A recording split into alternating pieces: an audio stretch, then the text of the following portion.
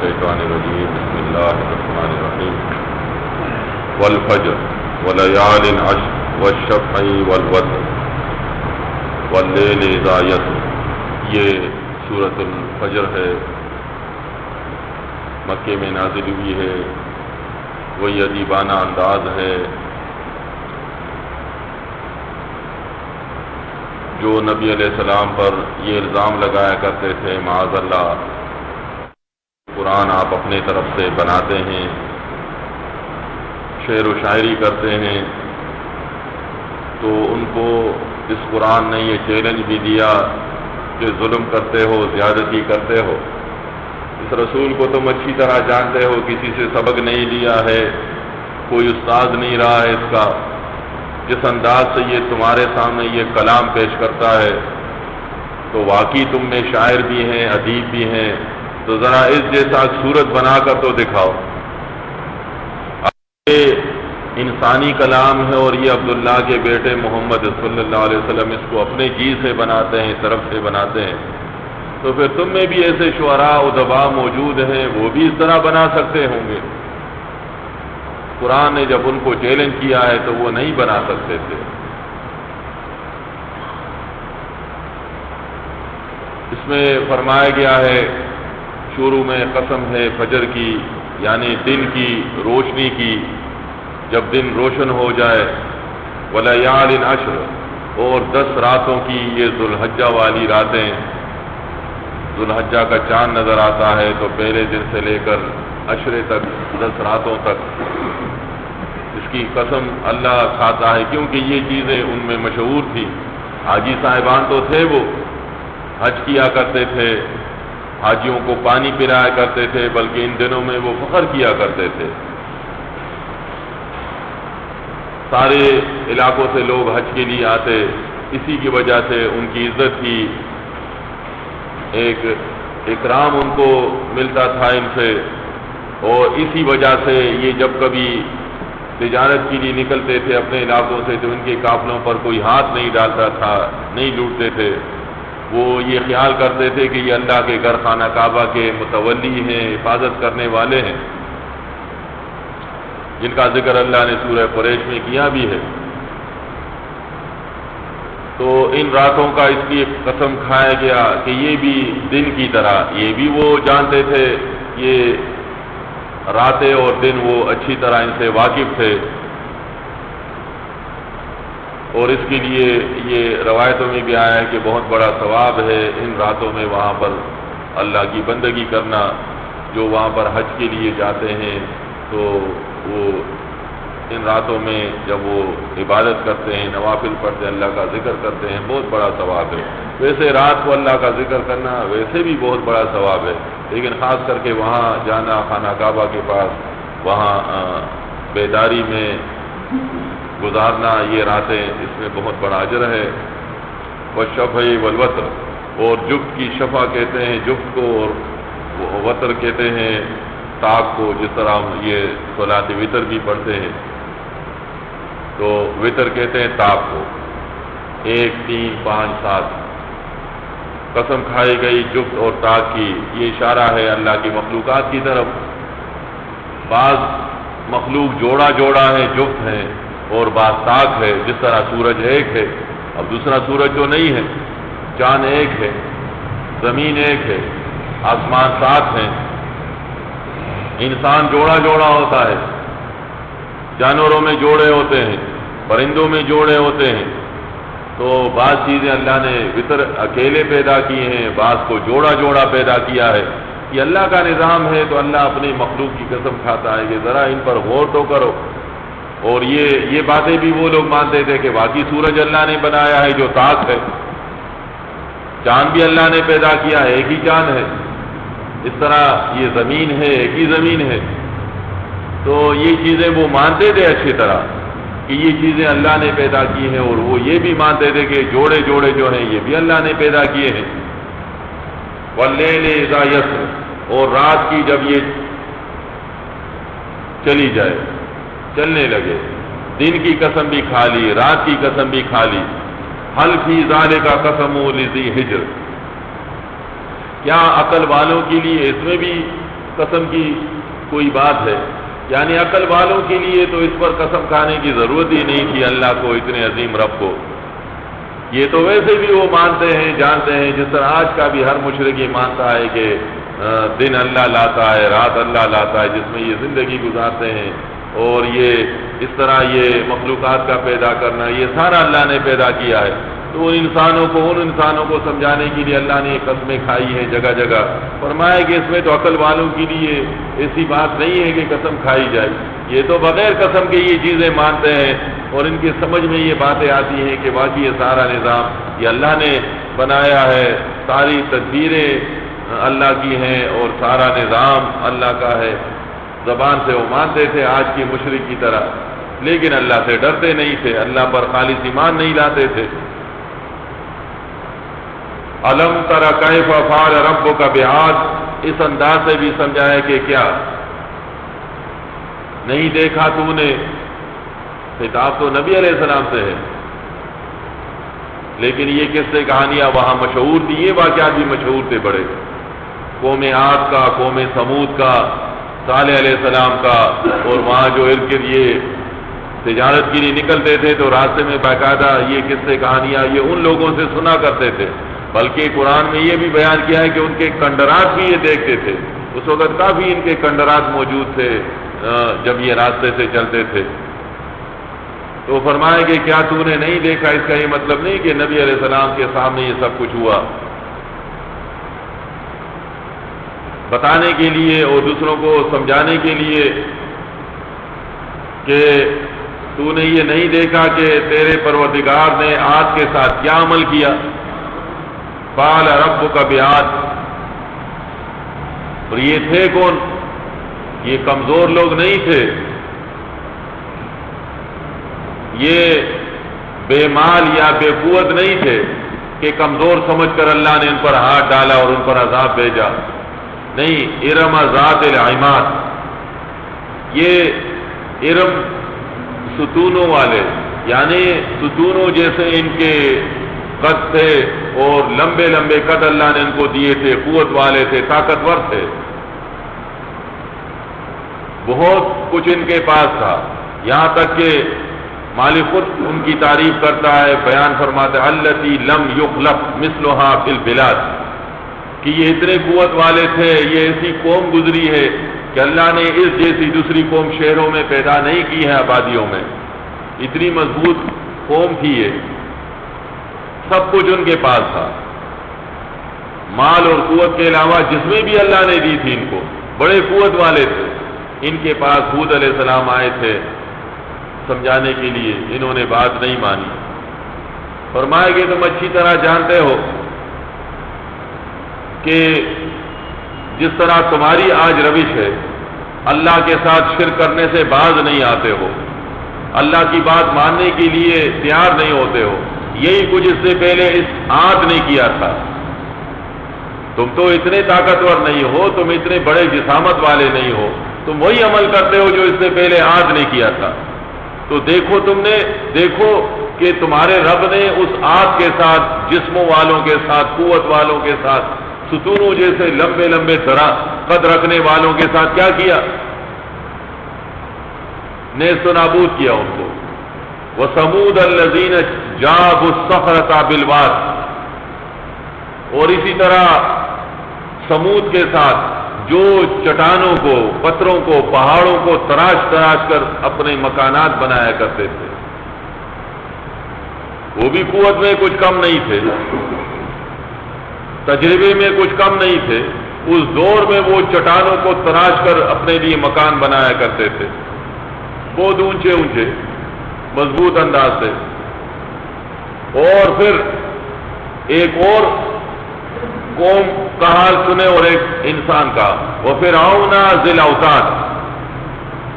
اے مکے والو سنو، یہ زبردست قومیں گزری ہیں، اور پھر فرعون جس کا تم نے واقعہ سنا ہے، جو میخوں والا تھا۔ ایک تو اس سے مراد یہ ہے کہ لاؤ لشکر جہاں بھی لے جاتا بے حساب خیمے اور تمبو لگا لیتے، میخیں ٹونک لیتے تھے زمین پر، اور دوسرا یہ بھی ہے کہ اتنا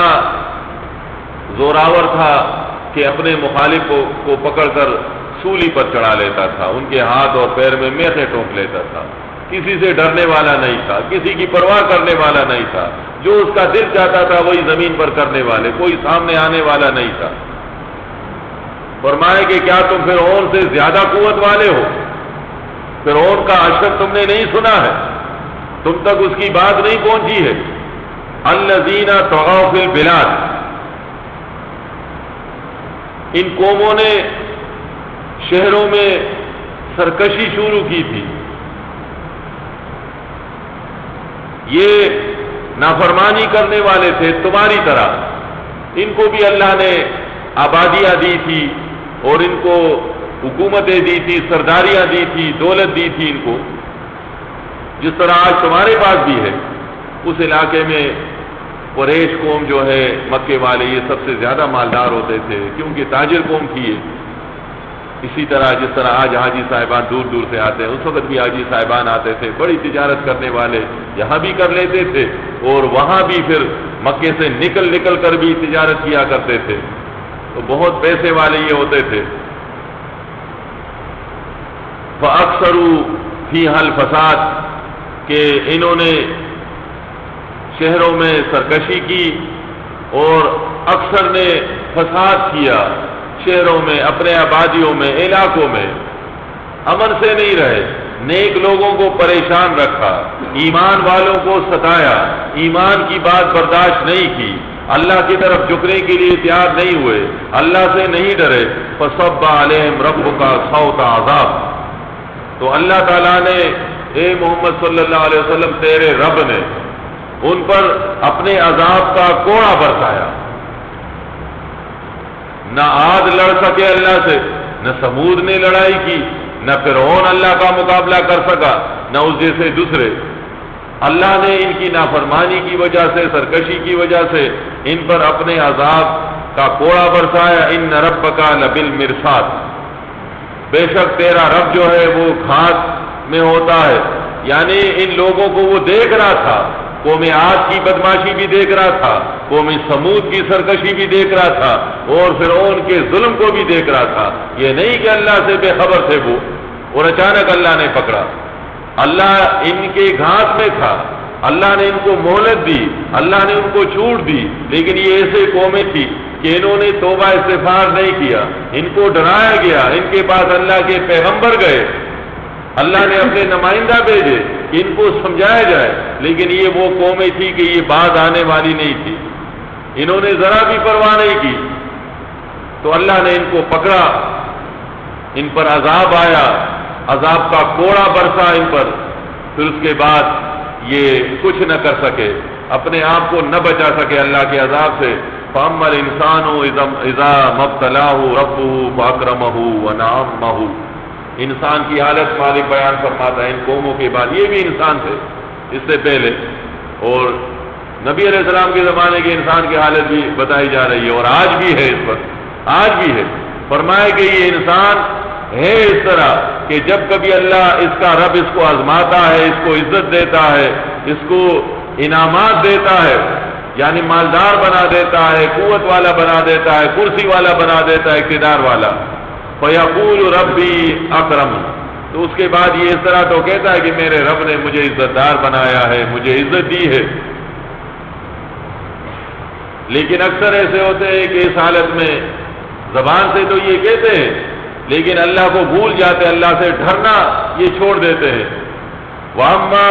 إِذَا مَا ابْتَلَاهُ فَقَدَرَ عَلَيْهِ رِزْقَهُ، خوشحالی میں کبھی اللہ کا ذکر تو یہ اس کے منہ پر آ جاتا ہے، جس طرح آج بھی آپ دیکھیں کتنے ایسے لوگ ہوتے ہیں، یہاں تک کہ بدکاری کرنے والے اور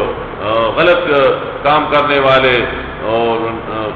قرآن حدیث کے مخالف چلنے والے، جب کبھی آپ ان سے پوچھیں گے ان کے ہاں نعمتیں ہو، پھل فروٹ ہو، گاڑی ہو، کامیابی ہو اور سکون کی زندگی گزارے، ویسے آپ کہتے ہو کہتے جی لاکھ لاکھ شکر ہے اللہ کا، جی بہت سب کچھ اللہ نے دیا ہے۔ کام آپ دیکھیں گے تو کام الٹا ہوتا ہے ان کا،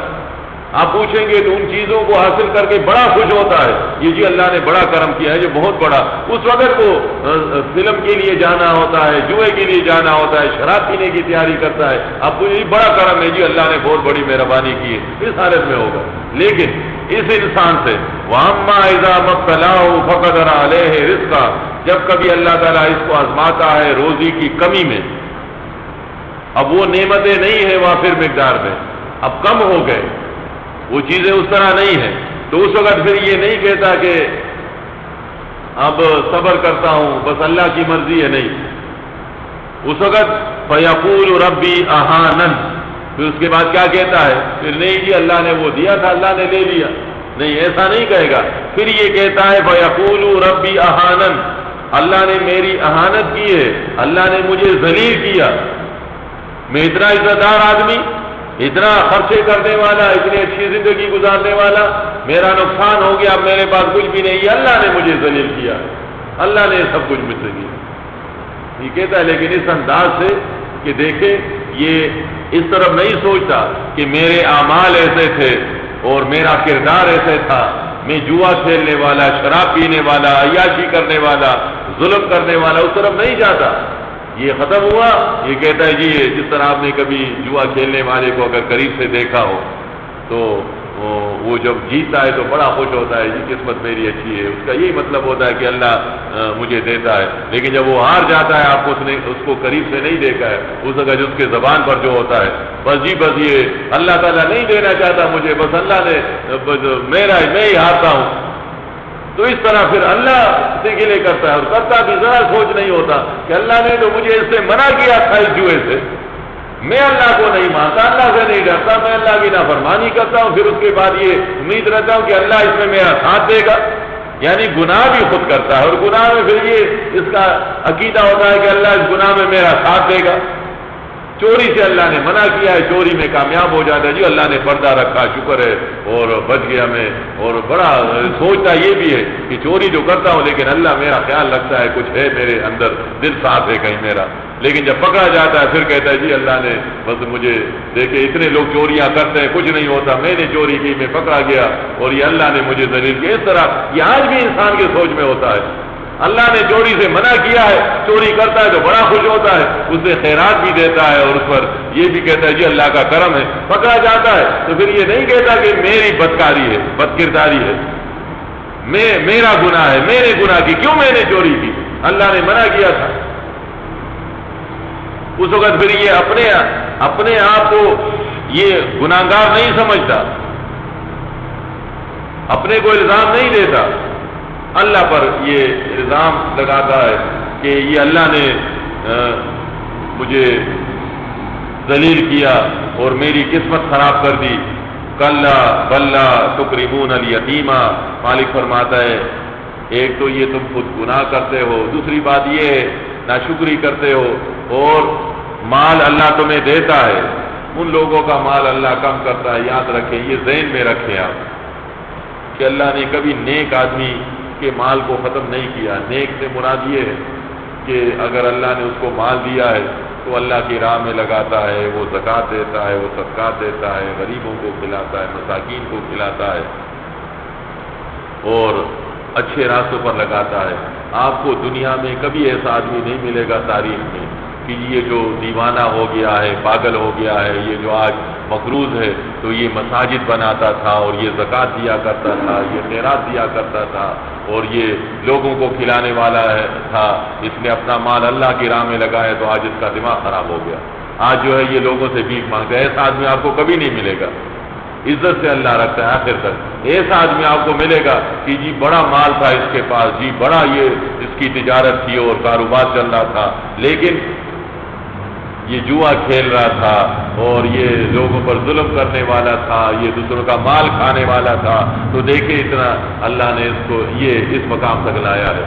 ایسے آدمی تو آپ کو مل جائیں گے کہ یہ بڑا مالدار تھا لیکن یہ شراب پینے والا تھا، یہ جوا کھیلنے والا تھا اور یہ لوگوں کا حق مارتا تھا، ظالم تھا، یہ ظلم کرنے والا، تو آج دیکھیں یہ پاگل ہو گیا ہے، آج اس کا دماغ خراب ہے، آج یہ ذلیل ہو گیا ہے، لیکن اس کے مقابلے میں آپ کو اللہ کی راہ میں مال لگانے والا کبھی ایسا نہیں ملے گا،